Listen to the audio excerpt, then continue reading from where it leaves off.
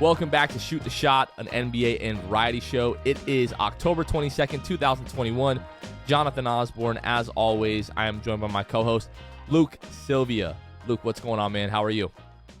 I'm good. I'm getting back into the swing of seeing NBA games on my TV basically every night.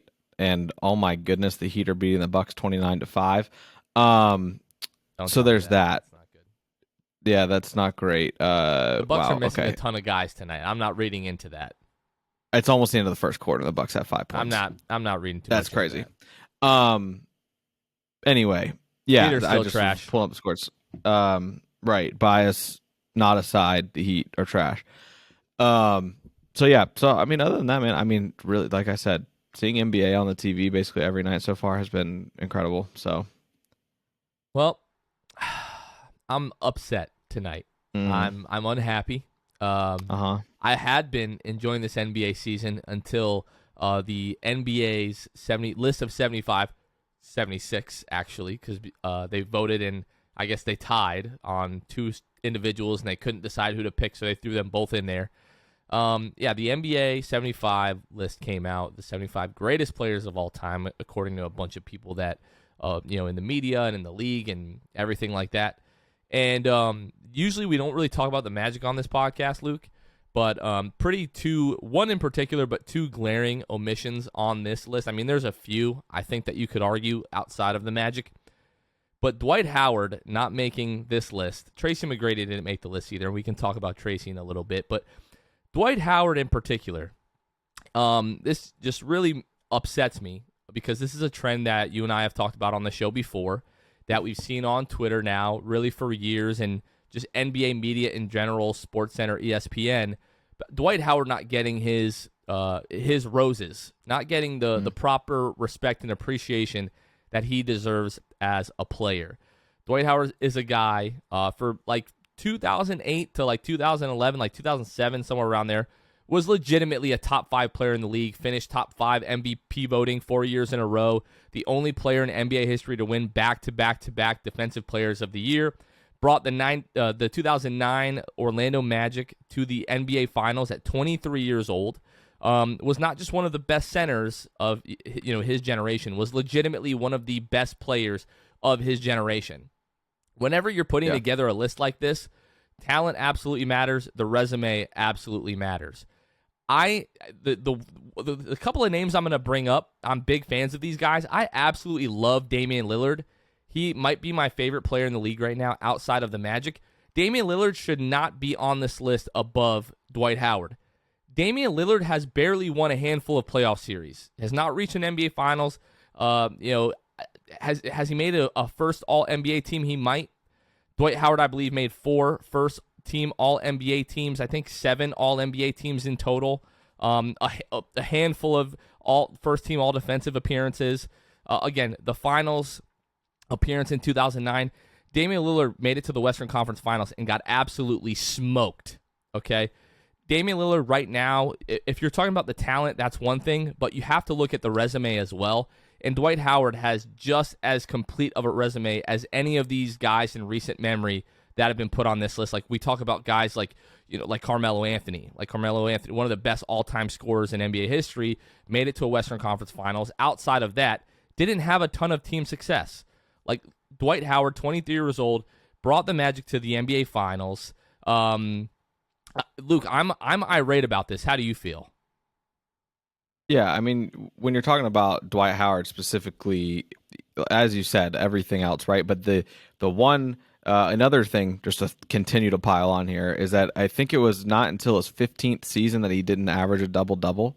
So like just outlandish things that like even when he was washed compared to what he was in Orlando, he was still averaging double-doubles. It didn't matter where he was.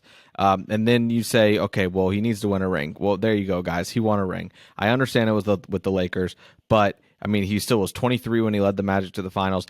I don't see a reason why he can't be a top 75 guy when you have the guys like Lillard. And I think that there's an argument, honestly, for Anthony Davis. And Thank you, Luke. What in the hell has Anthony Davis done that Dwight Howard wouldn't have even been more capable of? The only thing is a longer prime, I guess, but like that's it. I mean, he AD would love to have won 3 depoys in a row. Would have loved to lead a team to the finals when he was 23. I mean, it's kind of a no-brainer. And also, there's guys on the list. I understand they're trying to like make everybody happy when it comes to like the era it was, and we're about we to got to piss slip off in some grandpappies here. Yeah, you can. If you were in the league when they were dribbling like this, you do not deserve to be on this list. Okay, like when they were like they're Stanley from The Office. So what some of those dudes were dribbling like. But yeah, I think that it was. I mean, it's a no-brainer, right? And I mean, obviously we're Magic fans, but there are non-Magic fans that I've seen who have voiced their agreements basically on Twitter with us today. Yeah, so I don't see a reason why he shouldn't be on the list. The one that I have an issue with is because of his postseason greatness, a Finals MVP, 4 rings. I'm talking about Tony Parker. I think he absolutely could have made this list. I don't be on see the list over Damian Lillard, absolutely.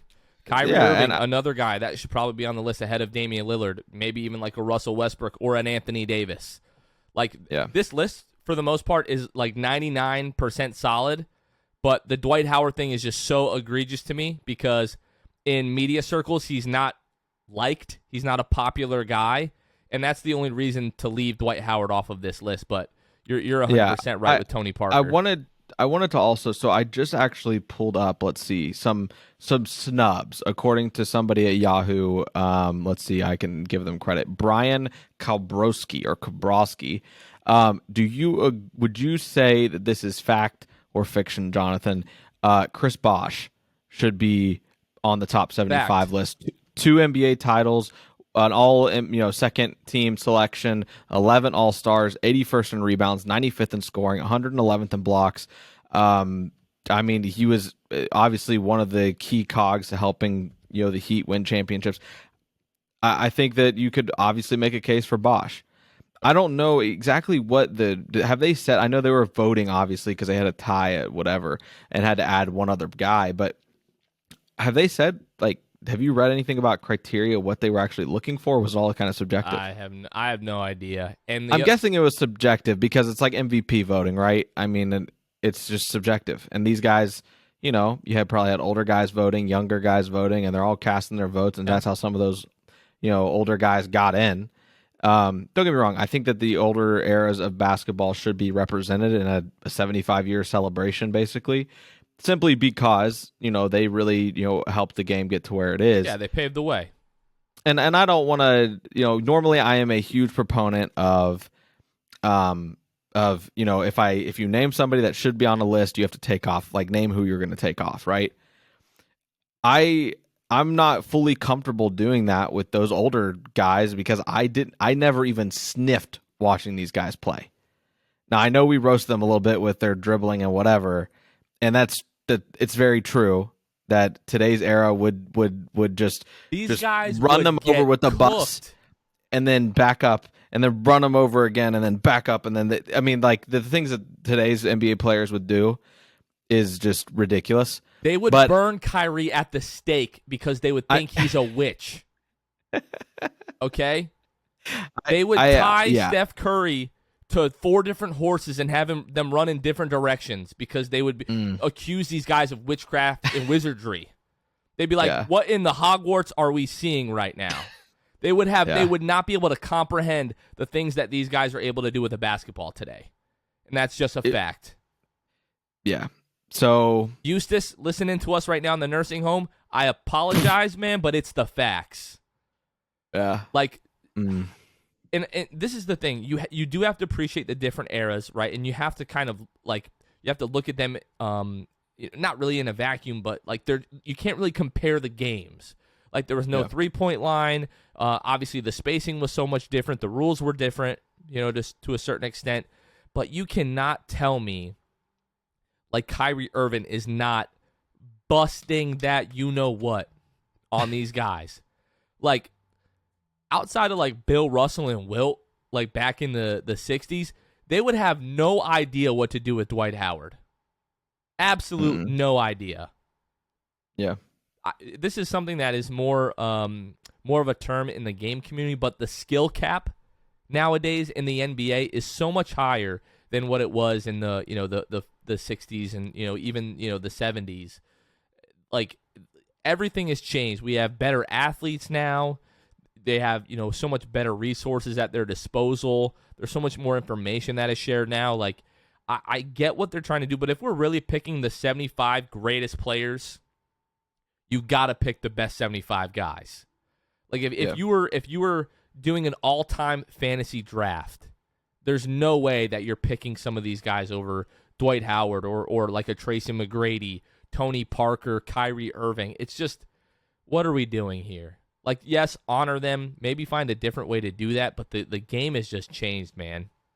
You can't tell me guys today are not better than guys back then. I don't really agree with that.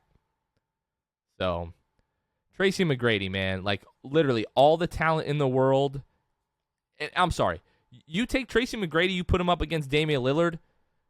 Tracy McGrady does everything that Damian Lillard can do, but at 6'8". Instead of 6'3", 6'4", whatever it is that Dame is.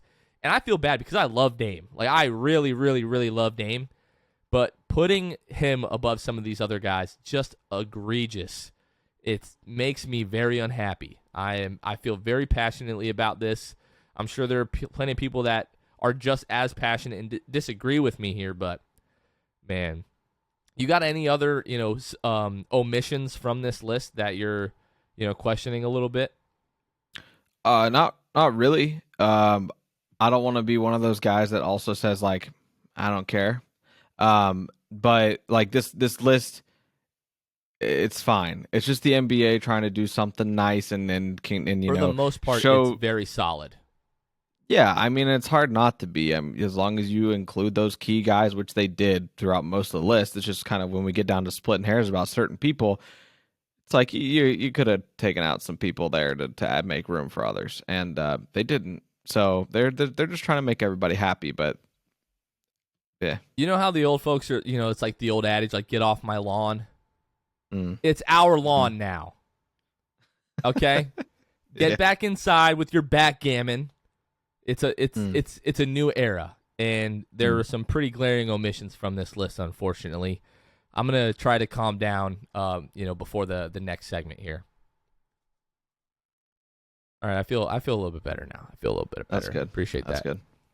Couple of housekeeping things, Luke. We just got right into that conversation. We felt so passionate about the source material there. We forgot to shout out our new patrons. So shout out to Ellis, Nathan Lynn, Carson Tulo. Really, really appreciate you guys. Shout out to our other patrons, Zico, Keith Garcia, Armin, Drew Gooden, Court Cousins Podcast. If you guys are interested in supporting the show, please go to patreon.com/the6man show. We do have a few different tiers, even if you just want that to be a couple of bucks a month. Really, really appreciate all of your support. If you guys are listening to this, if you're in the Orlando area today, from 5 o'clock to 6:30, we're going to be at Big Storm Tap Room. That is connected to the Amway Center to hang out before the Magic take on the New York Knicks. So please be sure to come out, hang out. It's going to be a great time. So, Luke, this is now the third night of the NBA season. We had a great opening night. Nets, Bucks, Lakers, Warriors, really great games. We've seen some great performances so far. Just wanted to check in with you and see, it's the first week of the season. We don't want to overreact to too much, but what are some of the teams or some of the players that have really stood out to you so far? So a lot of the players that have stood out to me, obviously, Giannis stood out to me night one. Giannis, it took me approximately 15 minutes to send you and our producer Kevin a text that just said, I understand it's early. It's overreaction season. Giannis Antetokounmpo is the best player in the NBA. And I understand it was an early reaction. Kevin pointed out, it's not really a hot take. It's not, but Kevin Durant is the best player in the league. It was LeBron. Then KD had it for, in my opinion, for the offseason for me. And then, Giannis decides to come out, who received a lot of criticism from me the past few years because he couldn't shoot. He goes 1 for 4 from 3. That's fine, but he was just dominant. Like he he looked incredible. 7 assists as well on top of his 32 points and 14 rebounds. Looked incredible. So him and the Bucks, they stood out to me despite getting absolutely spanked right now by the Heat. We'll chalk it up as a fluke in the fact that they have so many guys out right now. Kind of going forward, Warriors-Lakers game was fun, right? Warriors win that game. The guys that have stood out to me so far, besides Giannis, have been relatively like the younger guys, right? So Chris Duarte from the Pacers stood out to me. He's a guy. Eric Fawcett was on our show over the offseason to talk about the draft, everything like that. Duarte was one of his kind of dark horse guys, and I whether he said that on the podcast or not, I can't exactly remember. But he and I have talked, before the season started. He's like, I really like Chris Duarte. I think he went too late. I think he should have gone sooner. Goes 6 for 9 from 3, and just looked incredible. I thought Sabonis was going to drop 50 last night, Jonathan. He started out the game 16 points at the end of the first quarter, and I was like, what is happening? And then Chris Duarte and Malcolm Brogdon had 28 and 11. I mean, the Pacers looked good last night and then fell apart at the hands of LaMelo Ball. LaMelo Ball goes on to he's another player that I am very impressed by. Obviously, we knew it was coming. 31 points, 9 rebounds, 7 assists for LaMelo Ball. Showed up looking like a human highlighter in his car and his weird, was that like a trench coat? I don't know if you saw that. It was interesting. Yeah, so, and it's very LaMelo Ball to a T. So LaMelo, another guy for me. I'm sure someone that stood out to you maybe was the Knicks. You just want to take my entire list because I was going to say LaMelo. I was going to then mention Evan Fournier. Go right ahead.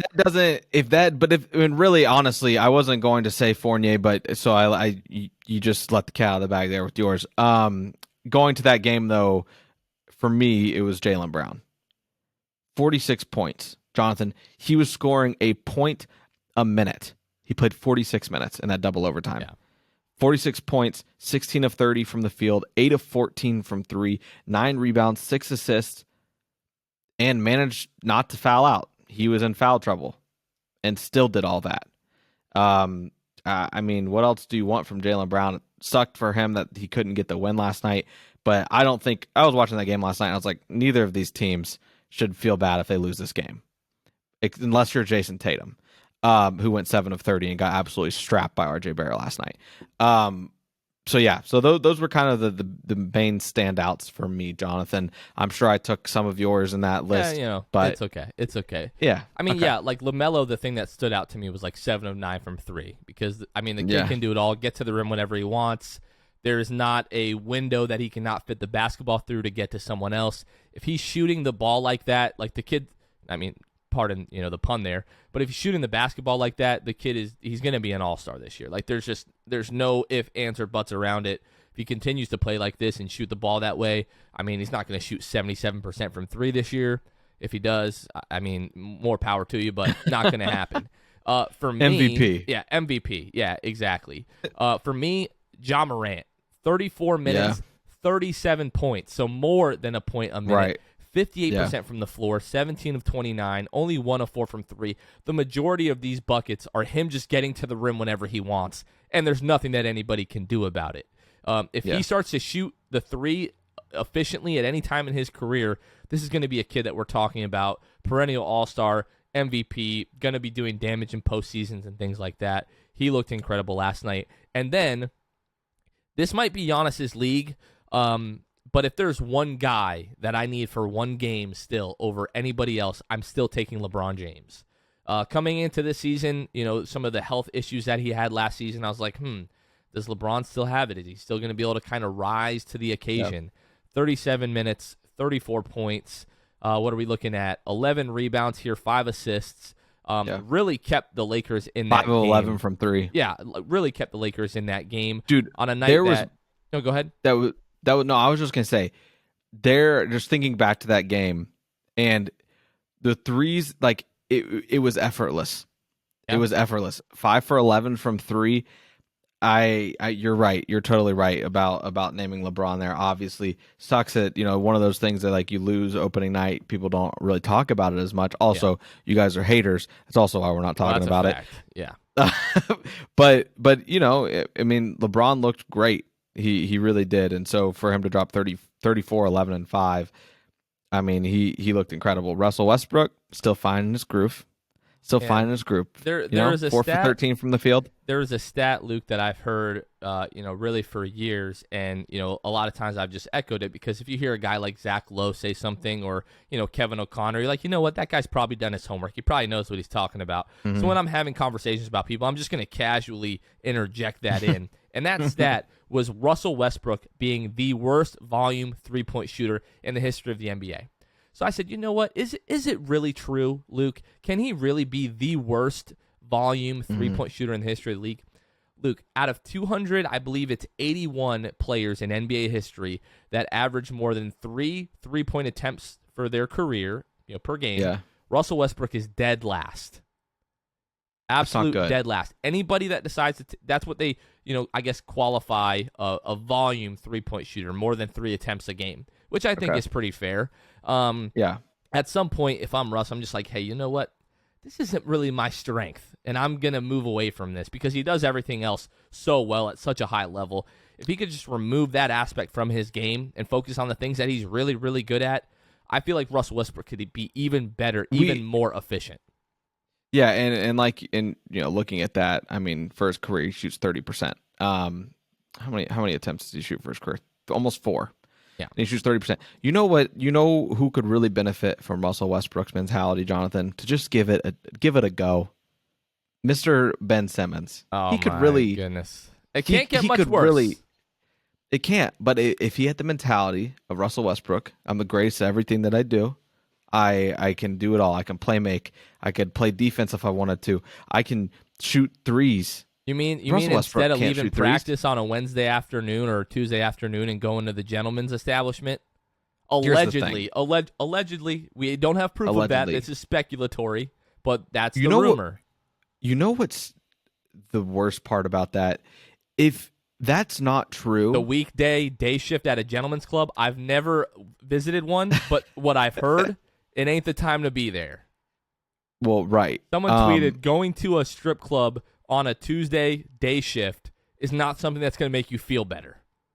No, and here's the thing, Jonathan. What I was saying was it wouldn't have made a difference if he went to the strip club and it was true or not for me, because he's already I've already got the lowest opinion of him possible.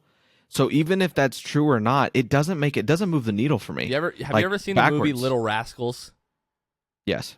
Dear Ben Simmons, I hate your stinking guts. You are the scum between. That's how you feel about Ben Simmons right now. Yeah, it's hard not to. And think about how Philly fans feel, man. Yeah. So, but here's another thing. So it came out that he said that mentally he's not ready to play for the Sixers. So mental health is one of the things that I love to talk about the most in terms of the awareness of it. However, Ben Simmons very well could be struggling mentally, but when it comes to the Sixers, he's basically just saying you guys hurt my feelings. I feel betrayed by you guys. So yada yada. There are people who are struggling and in terms of mentally, all that kind of stuff, more than Ben Simmons, who would know and have the cognitive ability not to show up to practice, regardless of how you feel about the organization, in your sweats and what was it, a hoodie, while everybody else is wearing their practice shirts. Now you pointed that out. That is not totally true. Tobias Harris was wearing the same attire as Ben Simmons that day. Okay, and then one of them was told to leave, and one of them wasn't. This is accurate. One of them also had their cell phone lit up in their pocket doing drills. Right. Okay. So that's why I don't feel bad for him when he's saying, "Oh, I'm not mentally ready." Well, guess what? You shouldn't have your phone at practice when you're getting paid $30 million to show up and just hang out, pretty much. Right. So I am not saying that he does not have some mental health struggles, but what I am saying is that he knows right from wrong, and he knows how to handle things. I'm sure he has great people in his corner. I hope he does and gets the support and help that he needs. But there's always a but, Jonathan. But you're a grown man. You know what you need to do. Your teammates tried to come out and see you. You said, get out of here. I hate that I'm talking about this right now, by the way, and I did it. I did it to myself. But I really hate it. And someone said it today in all caps. on Twitter. It was just like, I don't want to see another Ben Simmons. I don't need to see every time that he leaves and enters the facility. Right. And it's a headline every time, and it gets clicks because everybody's like, oh, what's Ben Simmons doing? And Daryl Morey coming out and saying, I'm sorry, this is hijacking. Daryl Morey coming out and being like, this could be a 4-year thing. Yeah. I said, you're telling me that There's we're no going way. to, that There's either no Biden shot. will have been reelected by the Oh next time my this man gets gosh. figured out, or we're going to have another president. You're telling me I have to wait that long for this Ben Simmons thing? Like, you're there's willing. no way. And that is just how stubborn Daryl Morey is. He was like, unless we get a player that will move the needle, essentially, is what he said, he will stay. He's got to say whatever he's got to say right now to try to recoup value, put leverage on other teams if they really want him. They want a difference maker. Just make the Kyrie deal. That's if I'm the Nets, I'm calling up Philadelphia. Like, I cannot think of a better scenario for both teams, both players. Yeah, and but if that's the case, like if Daryl Morey, which it does seem to be the case, that he is kind of just staying pat, I do feel bad for Ben Simmons in that regard because he probably feels kind of imprisoned right now. And $30 million, you could lock me up underneath anything you want for $30 million a year. I don't got the hair like that, quite obviously, but yeah, maybe Fiona from Shrek. That's more fitting, probably. Nighttime, I turn into a troll. You know wow. Yeah. Okay. Hey, can we talk really quickly? I know, we talked about like our preseason stuff and our like predictions for the awards last week. The Nuggets absolutely put it on the Suns last night. Jokic, 27 points, 13 rebounds, 2 assists, 2 steals. My most improved pick, Michael Porter Jr., I just wish he would shoot the ball more. 6 of 10 from the field, 2 of 3 from 3, like 60% from the floor, 6 rebounds, 5 assists, 2 blocks. Like Michael Porter Jr., just shoot the ball every single time you touch it, man. The kid just feels like he can't miss. So I'm one night in, my like opening night overreaction, I'm feeling very good about my Jokic MVP, Michael Porter Jr. most improved, Michael Malone Coach of the Year picks. I just want to throw that out there really quickly. Yeah, and of course you had our Magic and OKC both start their campaign for being the worst teams in the league last night. We don't have to get into that. You and I will discuss all this on Sunday. You and I have a bone to pick with you, and you know exactly what it is. But we'll wait till Sunday. Yeah, of course. Yeah. So fun stuff. Start of the league, all that kind of stuff. I think we touched on pretty much all the headlines in terms of like the slate so far. Some teams got just absolutely ran out of the gym, last night. The Pacers blew that lead. I couldn't believe it. I was watching it. I couldn't believe it. Sabonis has a shot to win the game at the end and just didn't hit it. I don't know. There was a lot of things last night that made me realize like maybe I don't overreact to this when it's like established players. And that was the case. I mean, like Dame looked bad from downtown last night. I'm not worried about that whatsoever. Halliburton had 0 points or 2 points or something like that, something ridiculous. Yeah. First 2 game points. Of the season's always weird. Yeah. Something crazy always happens. Yep. So I mean, yeah, it's been a crazy start already. I'm excited for all the storylines to play out. Going to be a fun season, that's for sure. So, Luke, we're going to take a quick break, take a word from our friends at Manscaped, and then we're going to talk about gambling because we're degenerates. So stay tuned. It's true. Attention, ballers. Basketball is back. Ben Simmons has 76 problems this season, but you can have none with our friends over at Manscaped. Join the 2 million men worldwide who trust Manscaped to keep their front and backcourt polished all year long. Trim with their new Lawnmower 4.0, which is included in the Performance Package 4.0, and watch the hair fade away. Get 20% off plus free shipping with the code 6th at manscaped.com. That's code 6th, SIXTH at manscaped.com. The Lawnmower 4.0 has a 7,000 RPM motor, a new multifunction on-off switch can engage a travel lock, and gives you the ability to turn the 4000K LED spotlight on and off when needed for a more precise shave. Did I mention this trimmer is waterproof too? And the Performance Package 4.0 also includes a free pair of Manscaped anti-chafing boxer briefs that will bring your boxer game to the next level. Get 20% off and free shipping with the code SIXTH at manscaped.com. That's 20% off with free shipping at manscaped.com and use code SIXTH, SIXTH. It's time you take care of your bricks this season. All right, Luke, another week to lose some money. What are we looking at for this week with your NFL bets and college bets? How'd you do last week, actually? So for college last week, I went 2-0, so that was good. Respect. Kentucky plus 22.5, and I did it just by logic. Kentucky plus 22.5, I thought too big. They covered at the last second of the game. They scored a touchdown to cover, and I was very thankful for that backdoor cover. UGA minus 22.5 bettors, you were sick. Under 82 in Ole Miss and Tennessee. My biggest argument was just same as Kentucky, Georgia. Seems like too big of a number, and it definitely was. Over under 82, chances are I'm gonna take that every day of the week. They ended up combining for like 52 or 53 points, so they didn't even sniff it. So I felt good about that. Went 2-0. College record so far for me is 8-6-2. Let's see. My NFL last week, I went 1-1. Green Bay minus 4.5. Aaron Rodgers owns you, Chicago. That was hilarious. Incredible. If you guys missed it, Aaron Rodgers scores, runs it in, and tells Chicago, I still own you. And then the Steelers minus 5. They had to go to overtime. They won by 3. Obviously didn't cover. So my record for NFL is 6-6. Real quick before we get into NFL here, Jonathan, and then I'll throw it to you there. I'm going Wake Forest minus 3 against Army this weekend. Wake's offense has been great. They're averaging 471 yards a game in the ACC in their 4 ACC games so far. Army, if you're a good football team, it doesn't take much to beat Army. You just sell out to stop the run because all Army does is run. They throw maybe twice a game. And then I'm going another one. Are you being facetious or is that legitimate? They throw the ball 2 times a game. I've seen games where they do it, where they have only thrown the ball twice. That's awesome. Yeah, let me look. Let's see. Last week, let's see what they did.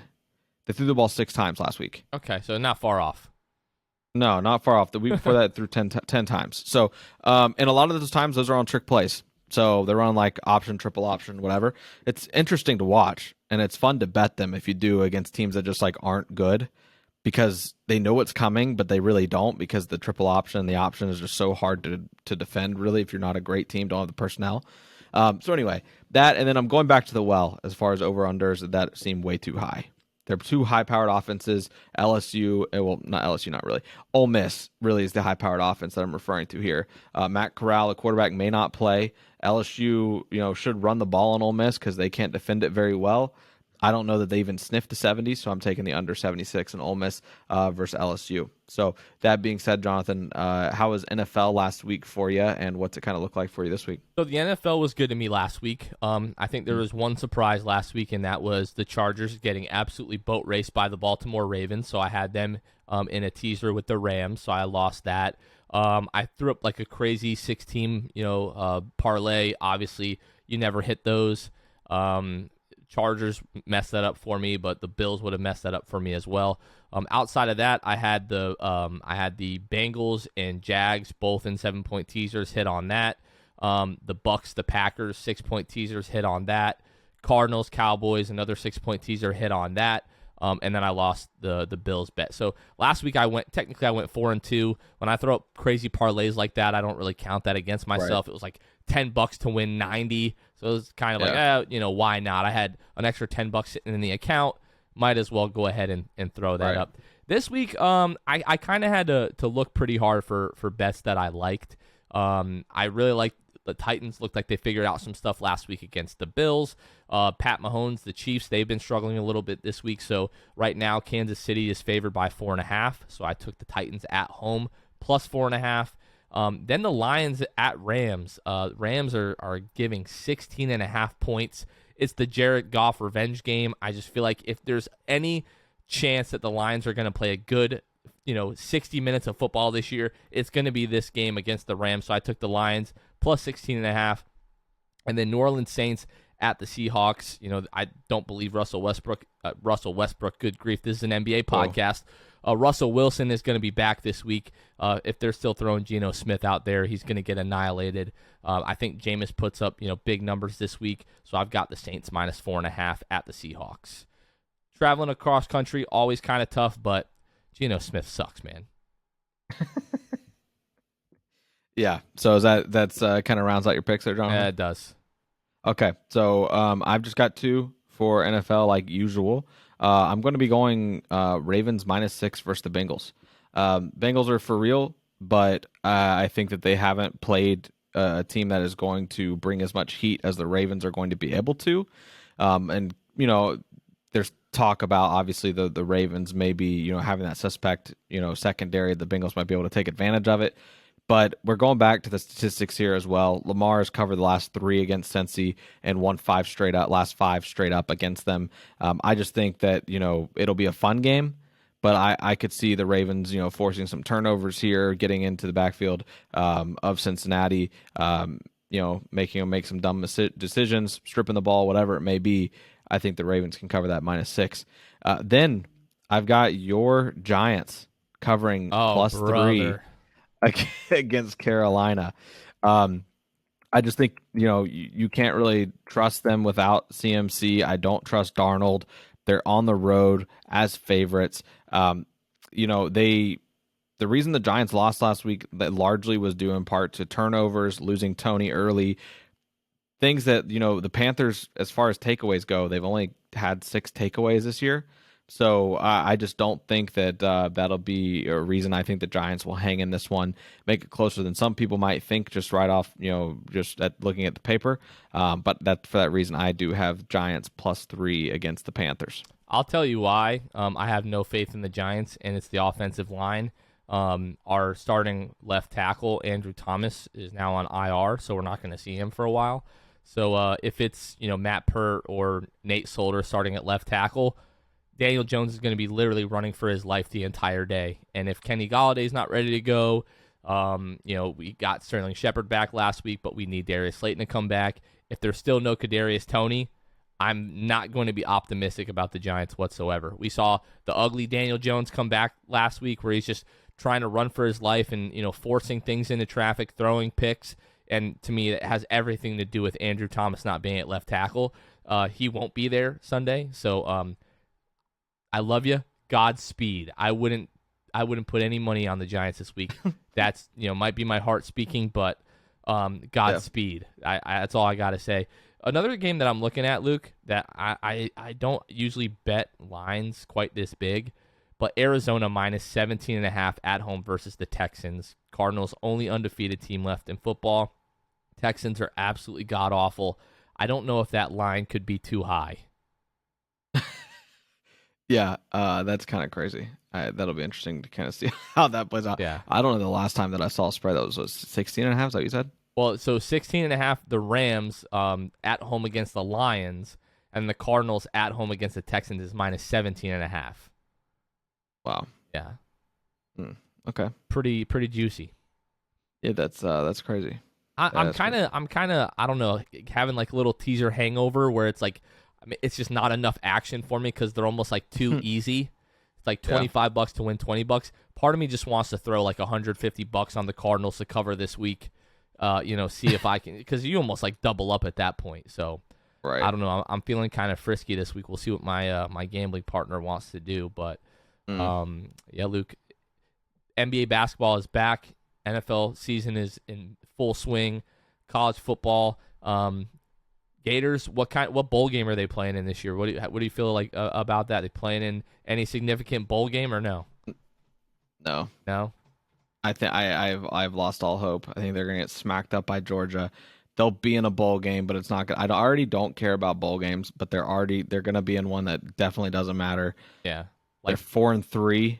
Like you have a bye this week, and then you go to Jacksonville to play against Georgia, and they're just gonna absolutely just blow the doors off you. Right. Only way you get close is if you catch them sleepwalking. Georgia's never gonna sleepwalk against Florida. They hate each other too much to do that. Doesn't matter how bad they are. So Yeah, I mean it's interesting, Then you're going to be bowl eligible. You just need 2 wins in 5 games, and you play Florida State. So there's 1 win, right, Kevin, Kevin? our producer, always keeps his mic muted for the entirety of our podcast episodes. I can tell you, it's taking every bit of his fiber and his being not to jump in this podcast right now. He knows. He knows it's going to be bad. But yeah, so no, I have no high hopes for the Gators as far as bowl games. I think you got to fire the defensive coordinator by the end of the season. If you don't, I think Dan Mullen's got to go. So we'll see. We will see. All right, folks. Luke, I think that's going to do it for this week. Again, a lot of things to be excited about. I'm glad that we got to get on here and vent. I'm still very upset about Dwight Howard. If he is not on the 100 list 25 years from now, we will be right back here complaining, even more so than we did tonight. So appreciate you guys listening again. Thank you to all the patrons. Thanks for everyone that came out Wednesday night to the watch party that we had at Harry Buffalo downtown Orlando, even though the Magic got destroyed. But if you guys are in town Friday when you guys are listening to this, come down to Big Storm Tap Room. Even if you're not going to the game, come hang out with us for a little bit before the game. So that's going to be a lot of fun. But for Luke Sylvia, this has been Jonathan Osborne. You guys are listening to Shoot the Shot, and we will catch you guys next time. See ya.